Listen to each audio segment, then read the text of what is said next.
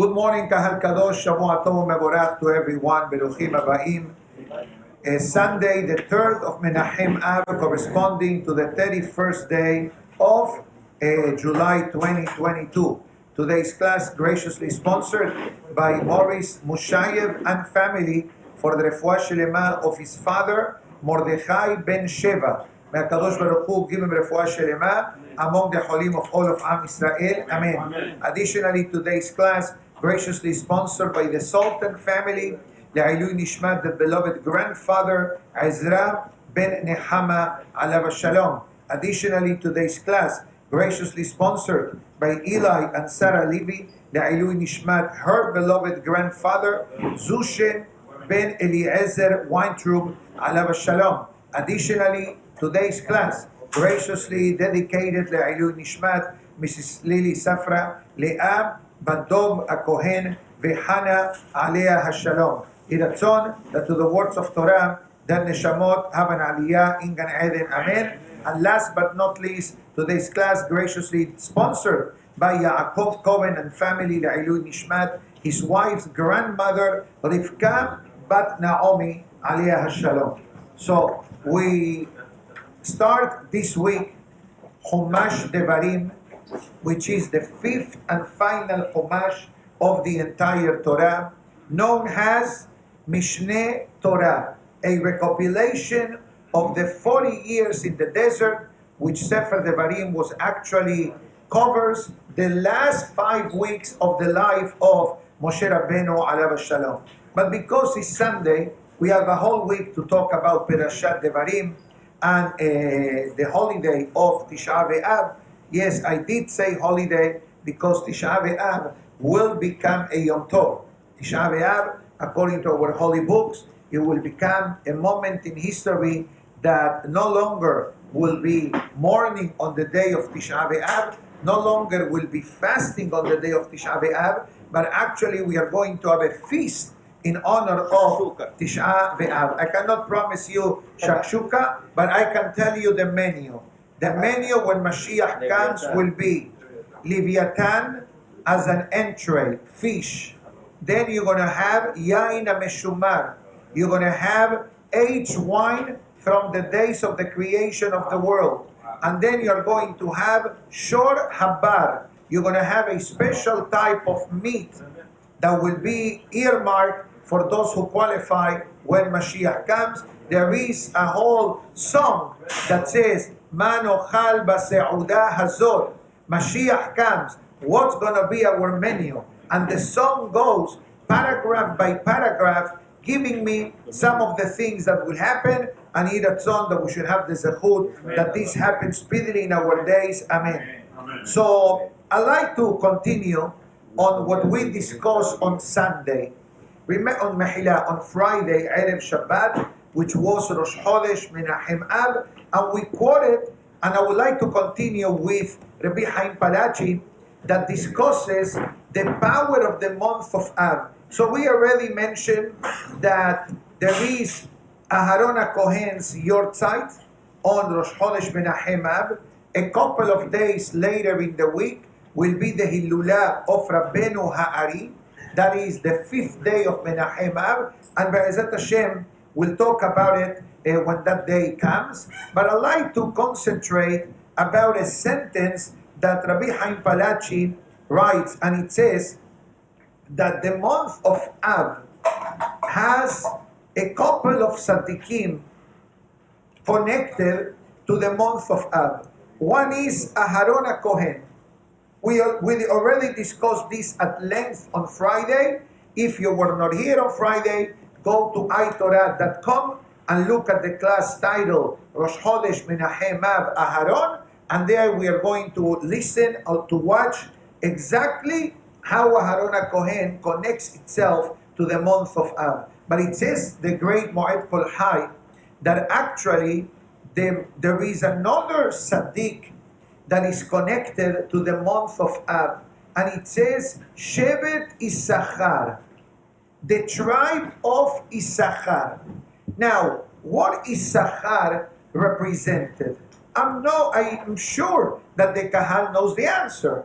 The learning of Torah, right? That was Issachar. Doctor, can I trouble you for a Humash? But give me the 5 books, the Hamisha Mishneh Torah. Could be the Art Scroll one, doesn't matter. Because I need Sefer Bereshit and I need Sefer Bamidbar. I'd like to share with the Kahal a very peculiar thing about Issachar. Beautiful, excellent. Thank you so much. Hazaku Baruch. So, in Perashat Pinchas, and we learned this on Shabbat about an interesting way that the Torah labels the families of Am Israel. So basically, there was a rumor when the end of the 40 years in the desert came about, there was a rumor in the world that the Jewish people were not as kosher as they claimed to be.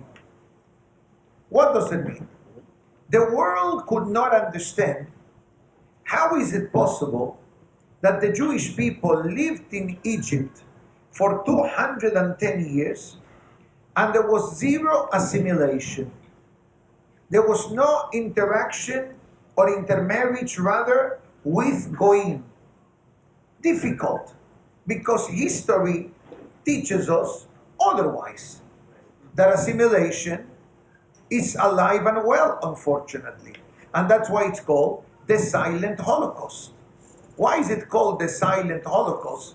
Because, God forbid, assimilation, what does it do? It terminates your dynasty.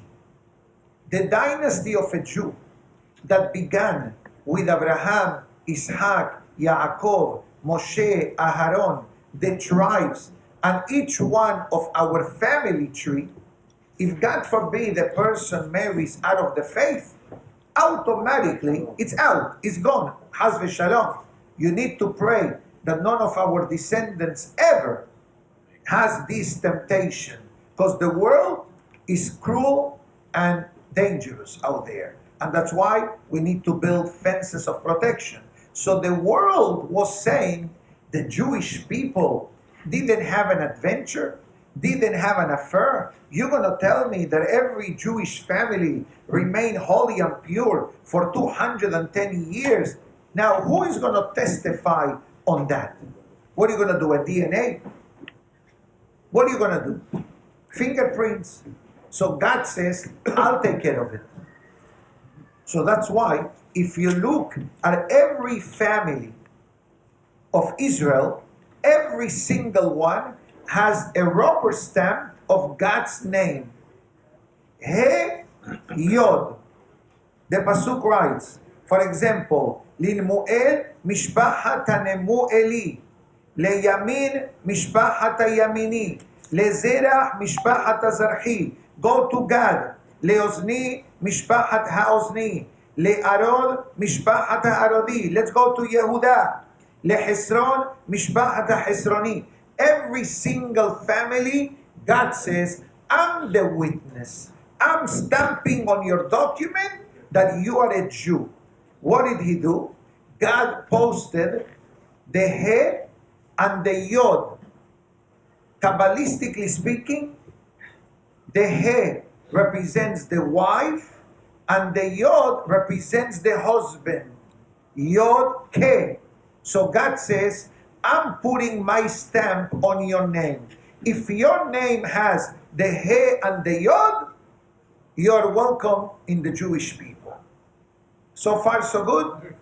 But let's come to a peculiar name. Because we're going to find a certain mega change that perhaps we did not pay attention to it because we are good students and we follow what the Torah writes. But let's come to the tribe of Issachar. Now, how do you write Issachar? Yod, Sin, Sin, Chaf, Resh. So in Hebrew, you should say Issachar, because it has double sin. But what do we say? Issachar. So if it has double letter, why one becomes completely silent? So I'm going to give you the answer to this now. So let's go quickly. Bnei Issachar. There is a whole derasha on the name of the children of Issachar. I'm going to read it quickly. Bnei Issachar למשפחותם תולע משפחת התולעי, לפובה משפחת הפוני, לישוב משפחת הישובי, לשמרון משפחת השמרוני. Issachar had 4 sons. Their name was Tola, Fuva, Yashub, Shimron. Now, what kind of names are these? Tola means what? A worm. Now, why did Issachar call his children these names? So I will answer you this. I saw this many years back. Don't ask me the source, but take it from me. Is a good source as usual. He says that Issachar wanted to teach his children the power of the speech, the power of speech, the power of talking. And that's why he says Tola. Tola means a worm. What David HaMelech says? Ve'anochi tola'at ve'lo ish. I'm a worm. Yani I'm nothing. I'm not a human. That was a sign of humility. But there is another pasuk in the Navi that says, Al tirei tola'at Yaakov. Don't be afraid, worm Yaakov. Why? From all of the creatures that exist in the world, the Torah calls Yaakov with a worm. The Gemara says clearly, Ma tola'at en koha ela bape, like the silkworm. How does the silkworm produces the silk? Through the mouth. So the weapon of the worm is the mouth. So the power of the weapon of the Jewish people is the mouth. That's why Tola. Lefuba, Mishbachat Hapuni. It says the second son was called Pe, the mouth. The third son was called Leyashub. Before you speak, you need to have Yishub Da'at. Because if you speak from the left field, okay, and you just open your mouth without thinking, that's when we get into trouble. And the fourth one, Shimron, Shemira. Watch your mouth. Think before you speak. These were the name of the 4 sons of Issachar. Beautiful. But comes Rashi and asks a fascinating question. Rashi says, hold on a minute. According to the birth records, if I look in Perashah Vayigash, which I believe that's where the Torah gives me right here, the sons of Issachar, when the Jewish people came down to Egypt with Yaacob Avinu, the Torah tells me, Perashah Vayigash, towards the end, 70 people came into Egypt. We left with 3 million people. Okay? 12 million decided to stay in the 10th plague, in the plague of darkness. They perished. 80% didn't want to leave Egypt. So that was the end of the life. Only 20% left. The way the Torah writes in Perashah Beshalach in the beginning, Bahamushim alu bnei Israel me'eres Misraim. Hamushim has a lot of messages. One of them is Ehad mihamisha. 1 out of 5. Now, if we look at Perashah Vayigash, when the Torah gives me the lineage of Issachar, comes the pasuk and it says, Ubnei Issachar, Tola, we have him. Fuva, we have him. Not Fubu, Fuba. Not to be confused with the brand. Okay? Ve'Yob, a child named Yob, not Eyob. Eyob was a goy, an advisor to Paro with an Aleph. This is Yob with a Yod, Beshimron. So hold on a minute. Rashi says I don't understand. If in Perashat Vayigash the Torah calls them Yob, why did you call them Yashuv? So comes Rashi and it says that the name of Yob actually is not, Rashi brings this question, but I have it in the Pelaot Edotecha that says that Yob was not a name of the Jewish people. Issachar called him with a good name, but in his time, it became the name of an idol.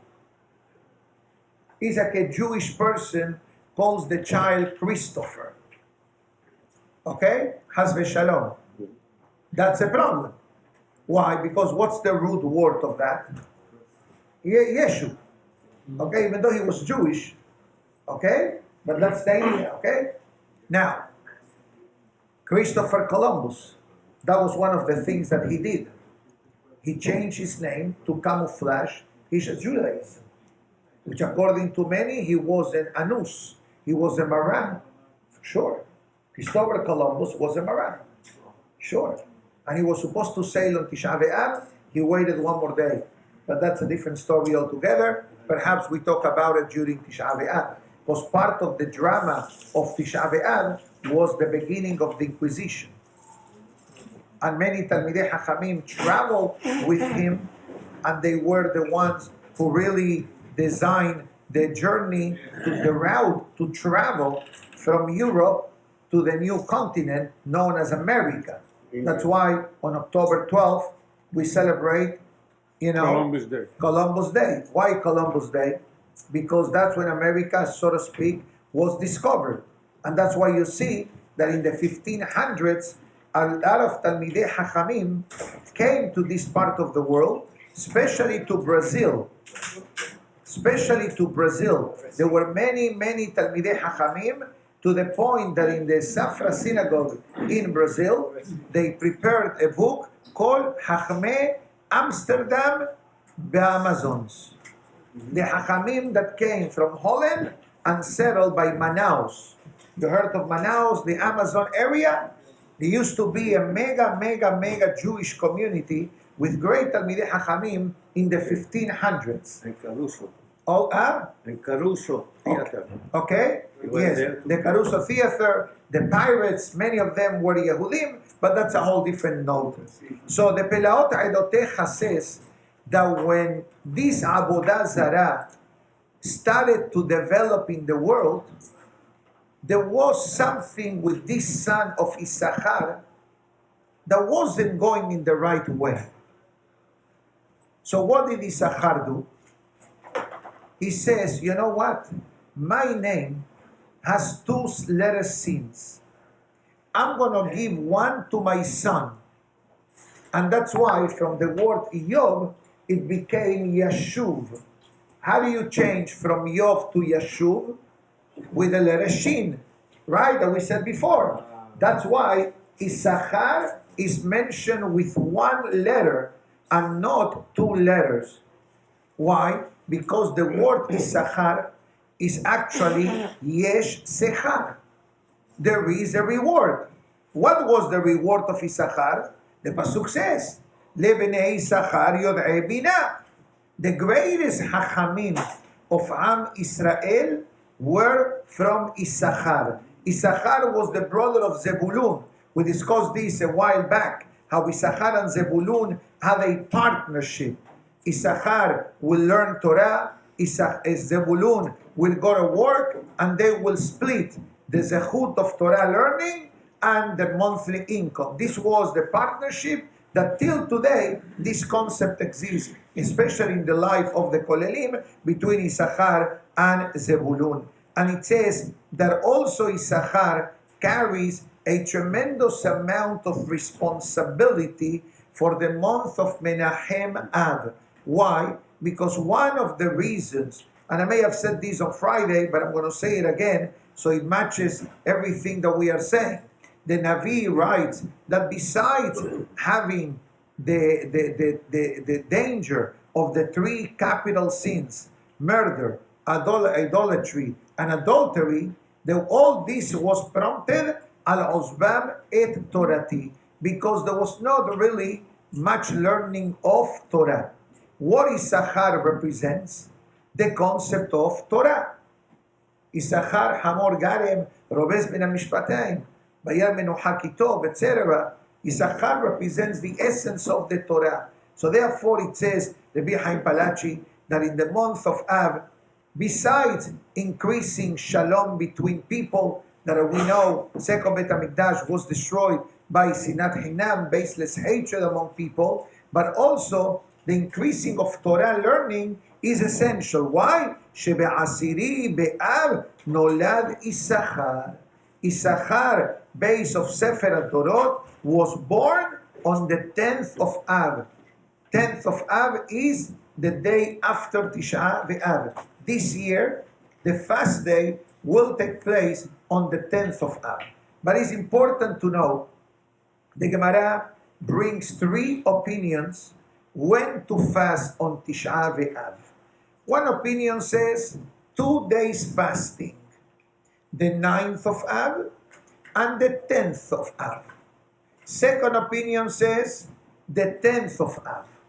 Third opinion says the 9th of Av. Now, why the discrepancy in the opinions? Short answer. The Bet HaMikdash destruction actually began in the afternoon of Tisha B'Av, towards the end of the day, and was burned through the majority of the 10th of Av. So therefore, one opinion says, since the destruction took during 2 days, so we fast 2 days. Don't be surprised at fasting 2 days. 2 days is easier than fasting 3 days. We already fasted 3 days in the time of Esther, in Megillat Esther, right? Purim. Sumu alai vayochelu ve'alishtu sheloshet yamim laila vayom. 3 consecutive days. Today in the diet world, intermittent fasting is very popular. You don't eat for 16 hours.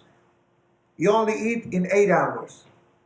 I'm not giving you a medical advice, but I'm just telling you that fasting today is not so complicated the way it was back then. And also people live simpler, people live healthier, so therefore fasting, it wasn't too challenging the way it is today. But since a lot of the food that we eat is problematic by itself, so therefore that sometimes causes challenges. That's why they tell you before a fast day, hydrate yourself. Drink a lot of fluids. Avoid sugars. Avoid spicy and salty things. So this way the thirst doesn't bother you. But let's go back a minute to Issachar. So, Al-Ozbam et Torati. So it says the concept of 2 days of Ta'anit. Other opinion says, true, but you can. There is a Gemara that says, En gozrim gezerah ala sibur she'i efshar la'amod ba. You cannot make a decree for the community that is impossible to follow. So pick 1 day. 1 day. 1 day we manage. The 10th or the 9th. One opinion says, since the burning of the Bet HaMikdash took place through the majority of the 10th, let us fast on the 10th. Other opinion says, no, you're right, historically, but the beginning of a tragedy is the worst part of a tragedy. It's a God forbid, lo alenu velo alechem, somebody sits Shiva. The most painful part of the Shiva, even though every day of the Shiva is painful, but the first 3 days are very critical because the mind and the body is in shock of the unfortunate passing, then the burial, then the cutting of the shirt, the sitting of the floor, and people come and pay the visit, and like that goes through the week of the Shiva.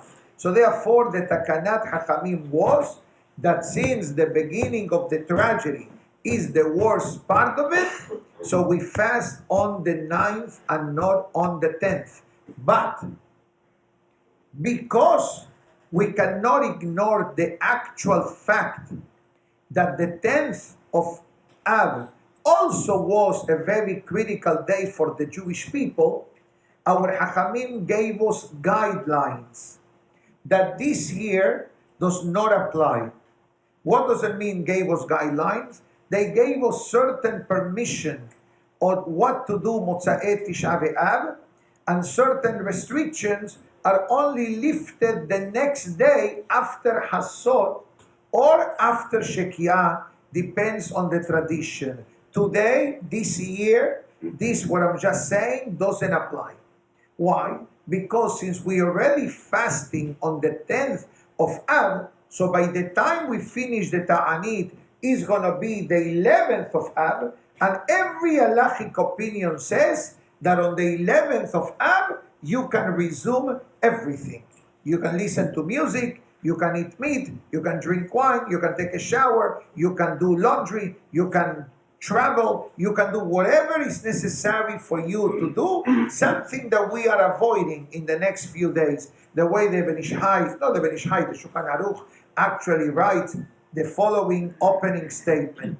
Mishenichnas Av mema'atim besimcha. Interesting enough, I'll explain this in a moment. There are two halachot in the Shulchan Aruch that talk about the topic of happiness.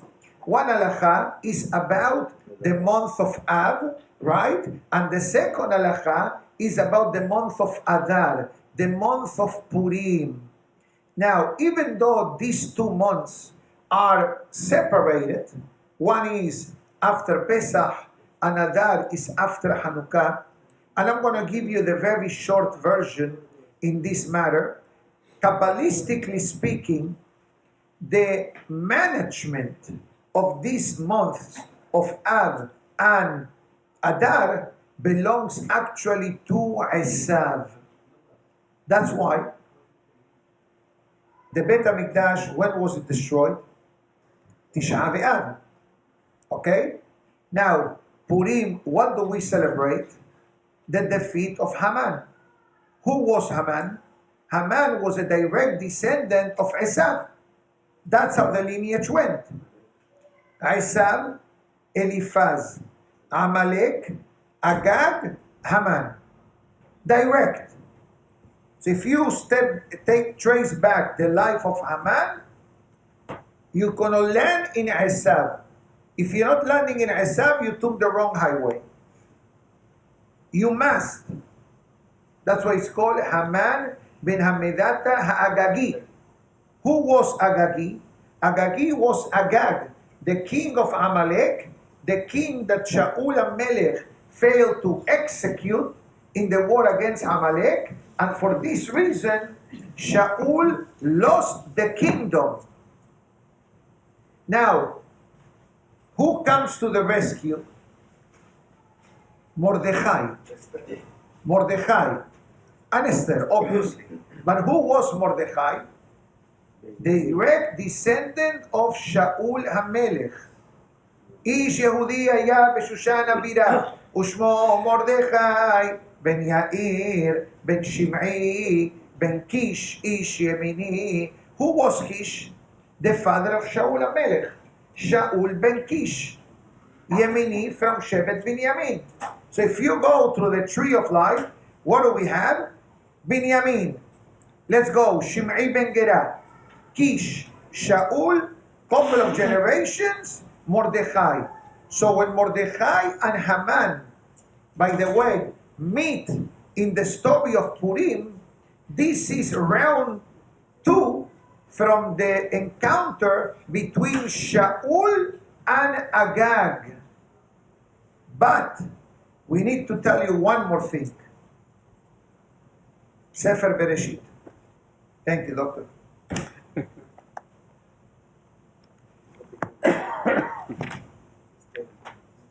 Stay tuned, don't go anywhere.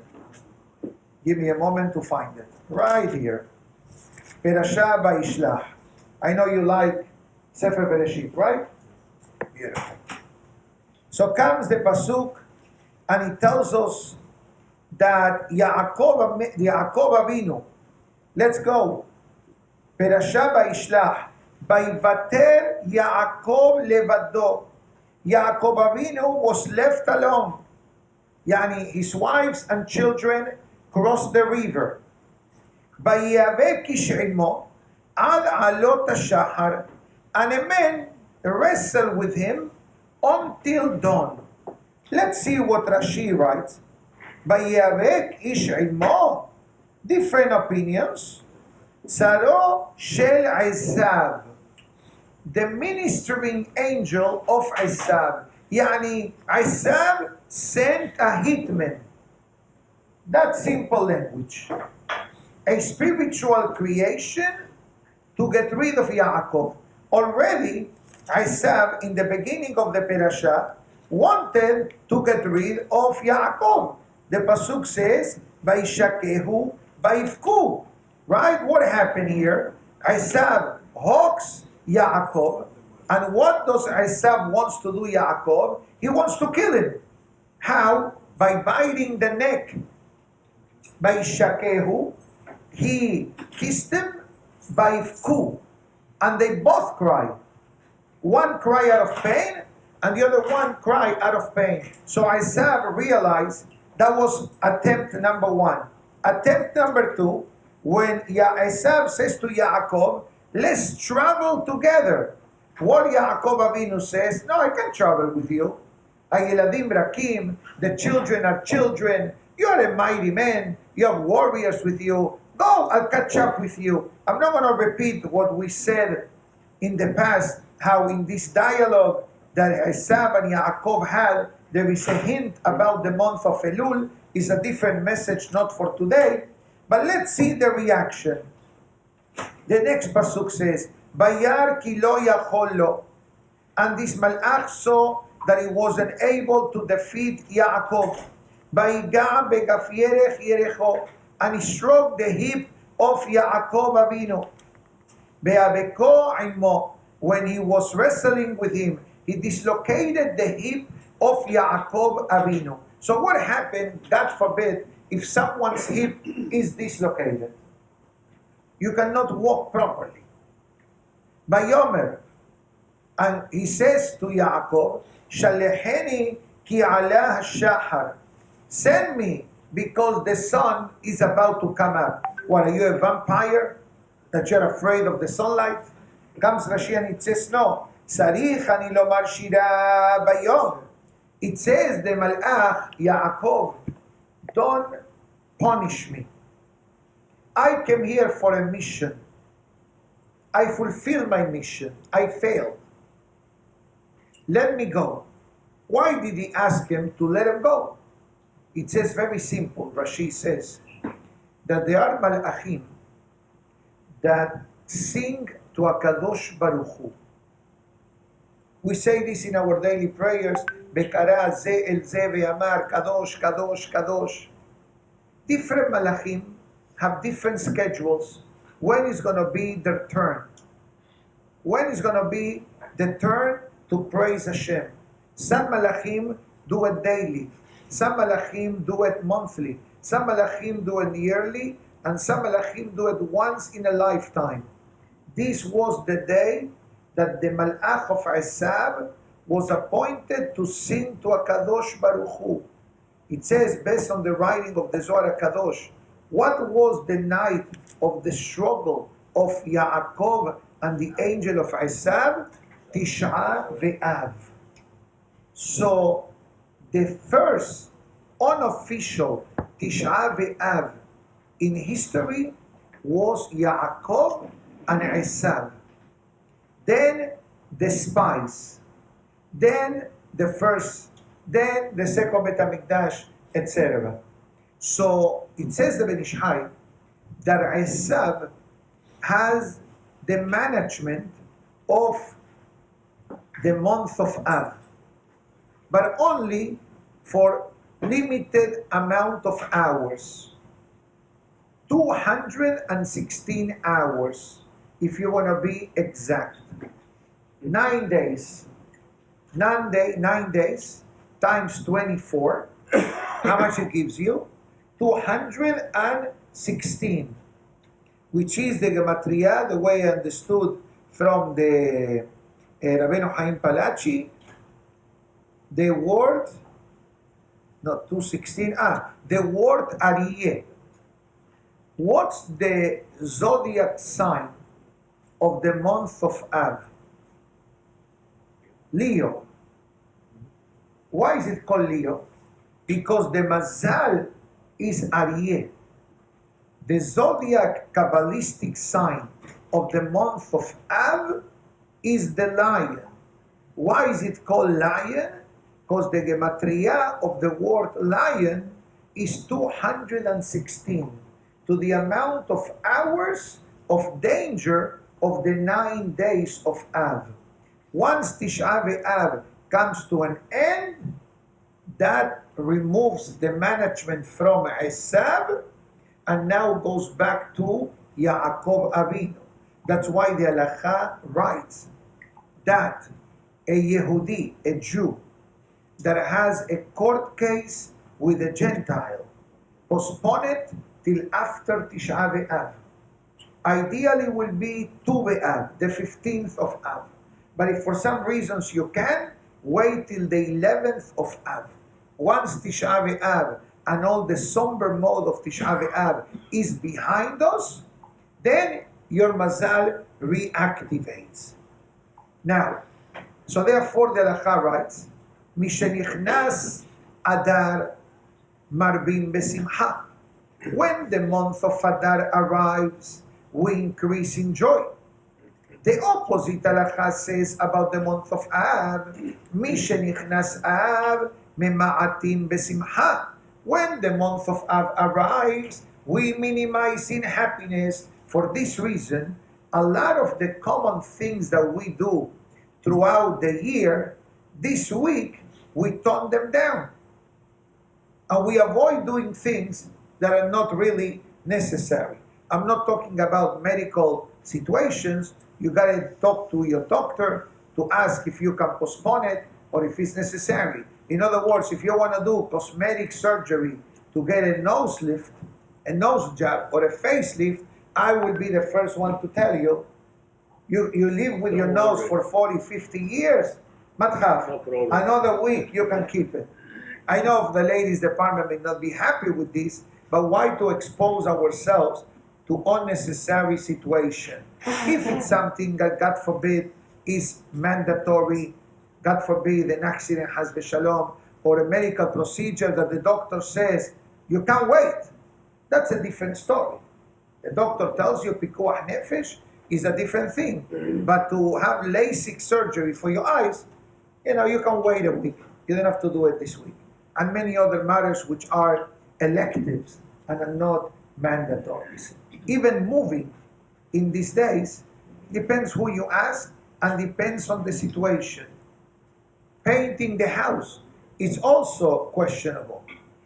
But each case needs to be handled by its own particular concept. Somebody asked me about a contract. He says, if you can sign the contract up to Rosh Chodesh, fine. If you're going to lose the contract, go ahead and sign it. But if the contract is on observation and they give you 2 weeks to review it, don't rush. Wait a few days, and then you make the decision. And again, I'm throwing this type of scenarios, but each question needs to be handled by its own particular way. Now, the Ben Ish Chai also writes, but I want to confirm this because I don't have the Ben Ish Chai in front of me. I want to confirm this very quickly. Excellent. The word Devora. When we say the word Devora, what actually Devora means? Strength. That's one of the attributes to Hashem. Hakel, Hagadol, Hagibor, Behanora. But Devora also means a way that HaKadosh Baruch Hu deals with the person, individually and collectively. We hope and pray that 99.9999 is Hesed, out of kindness. But occasionally, there is Gevura. What's the meaning of the word Gevura? Gevura has a lot of meanings. Gevura means that I have self-control. I am a Gibor. I'm able to say, I do this, I don't do that. That's one good level. Gevura can also mean discipline. Gevura means strength. Gevura means self-control. But Gevura also means the activation of judgment. Activation of what? Judgment, juicio. Juicio. Activation of judgment. And when midata Gevura, judgment becomes activated, just the word itself is a bit scary. So says the Ben Ish Hai, what's the numerical value of the word Gevura? 216. Equaling to the 9 days from Rosh Chodesh till Tisha B'Av. 216, 9 days times 24 hours, the same numerical value as Aryeh. The lion is roaring, Aryeh Sha'ag. That means HaKadosh Baruch Hu, one of the names of Hashem is Ariel. Okay? But that also has a limited lifespan. 9 days only. After the 9 days are over, we reverse to Hesed. That's why immediately on the same week of Tisha B'Av, what do we have? Tu B'Av, the 15th day of Av. That the Mishnah and Gemara says, Lo hayu yamim tovim leIsrael. There were no better days in the Jewish calendar, like Tu B'Av and Yom Kippur. And the Mishnah there gives all the miracles that happened throughout history on the 15th of Av. But comes the Hatam Sofer. 15th of what is 15th of? We're going to come out with a paper that explains all the miracles. A very happy day. Thank you. Of course. Very happy day.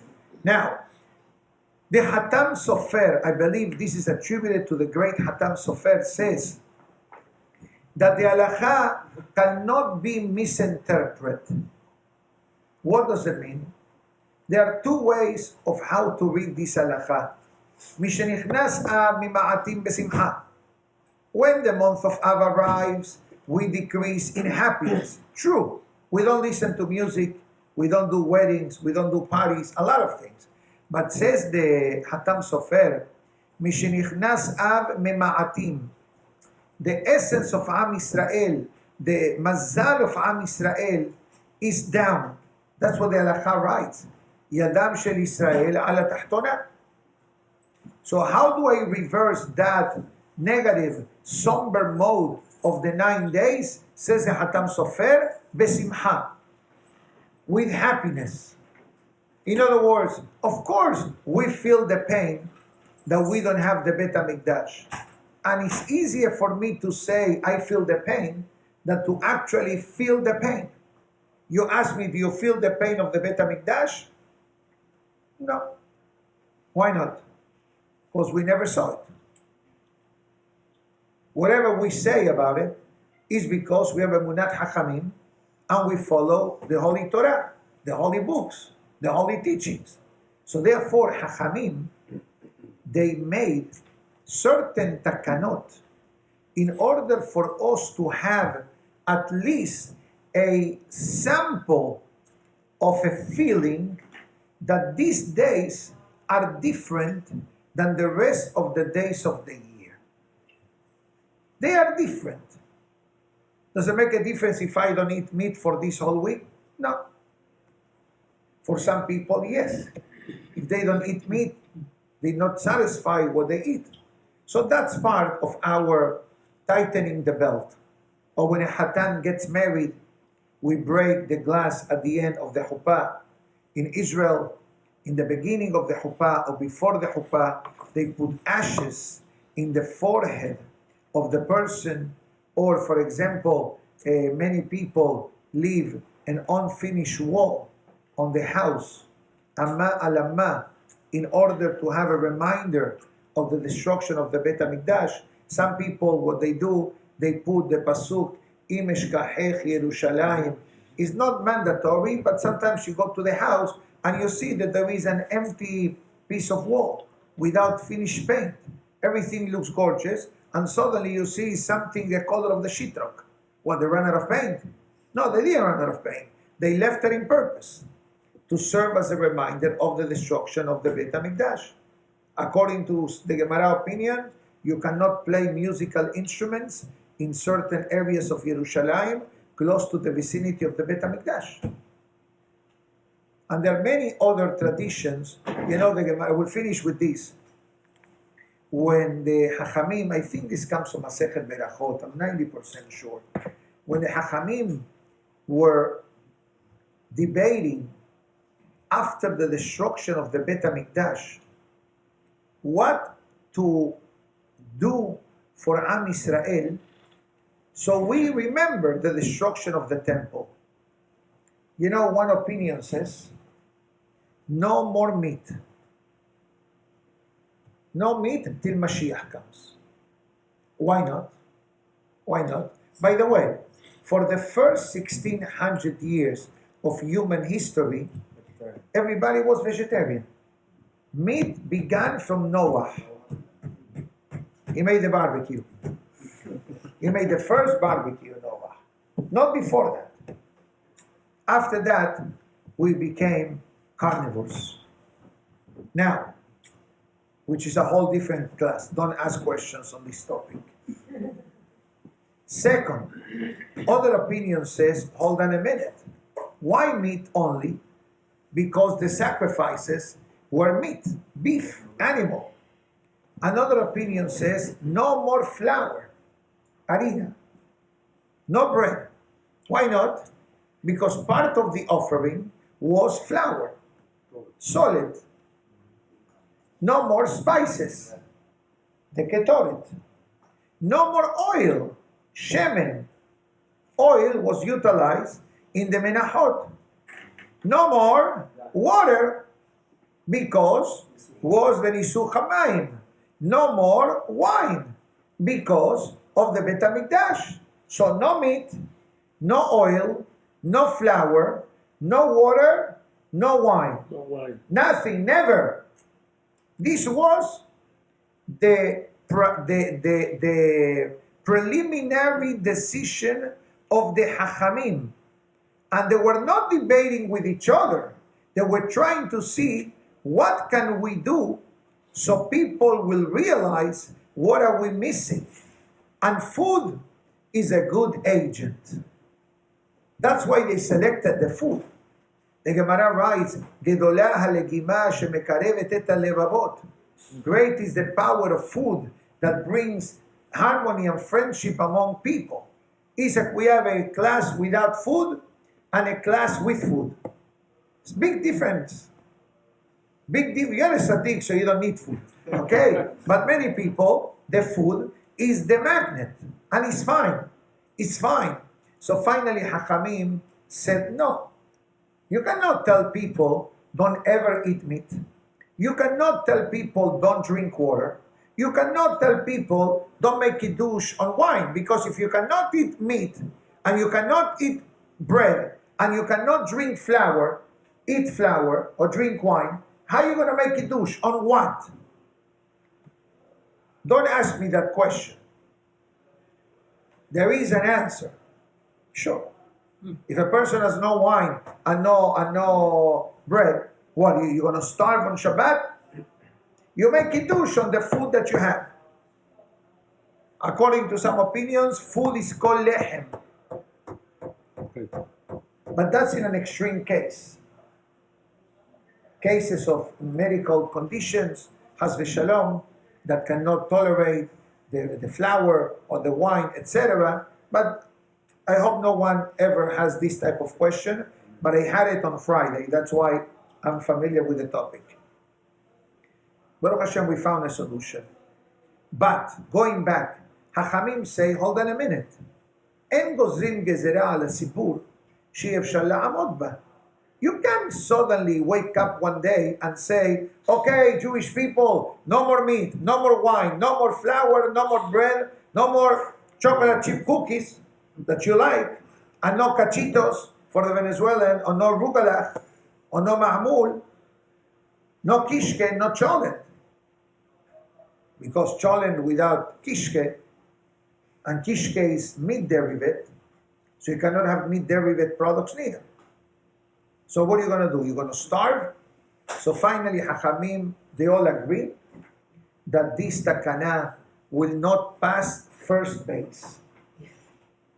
But they did one small takana, that from today, we avoid drinking wine and eating meat unless it's a Seudah Mizvah. For example, a Berit Milah, a Pidyon Ben, a Siyum Masechet, a Bar Mitzvah on the real date. All these four scenarios, they are allowed to consume meat and to drink wine. Not excessively, and only the Ba'alei Simcha. If you heard that there is a milah in a certain synagogue, and today they're going to serve meat, and you don't even know the person, you cannot say, oh, I'm going to go there so I can eat meat. No, that's inappropriate. So a takana of a few days is bearable. It's manageable. Needless to say that in the case of Holi, in the case of someone that needs to have, let's say, chicken broth, or needs to have the protein of meat, for example, it's halachically permissible. But the rest of the audience, or the crowd, that can manage it for a few days, is part of the way that we're tightening our belt, in the sense of, okay, at least I remember the korbanot in the Bet HaMikdash. I remember the ketoret in the Bet HaMikdash. I remember the nisuchim in the Bet HaMikdash. I remember whatever ceremonial procedure took place in the Bet HaMikdash. The Gemara writes that kol hamitabel, whoever follows these halachot prior to Tisha B'Av and during Tisha B'Av in the proper way, meaning to say that a person feels something is different, zoche lirot bebinyana. Hashem will give the person the zechut to see Mashiach's arrival. Yiratzon shenizkeh v'nechamat Zion. Bezrat Hashem, we hope that this week will turn into the ultimate week that we have been waiting for thousands of years with the Geulah Shelema. במהרה בימינו, אמן. ברוך אדוני לעולם, אמן ואמן. רבי חנניה בן הקשיא אומר, רצה הקדוש ברוך הוא לזכות את ישראל, לפיכך חירבה להם תורה מצוות שנאמר, אדוני חפש למען צדקו, יגדיל תורה וידיר קדיש.